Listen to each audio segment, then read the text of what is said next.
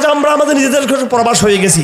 এই দেশটা ভারতের অঙ্গরাজ্য, ভারতের অঙ্গরাজ্য এই দেশটা আলেম ওলামাদের না। আমার ভাইরা, আমি গ্রেপ্তার হই নাই, হয়েছিলাম কিনা?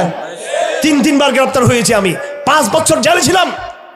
আমাকে কেন্দ্র করে আমাদের লোকেরা কোন ব্যক্তিকে হত্যা করেছে? তোদের লোক ধরা বললে তোরা মুসলমান হত্যা করবি।